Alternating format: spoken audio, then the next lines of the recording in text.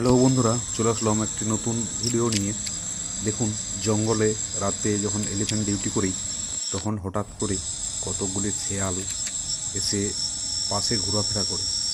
যখনই টর্চ মেরে ওদেরকে টর্চ মেরে ভিডিও করতে যাই তখন তারা দেখুন একে একে সাইড হয়ে যায়, দৌড় মেরে দেয়। তারপর কীরকম সবাই মিলে ডাকটা কীরকম দিচ্ছে দেখুন।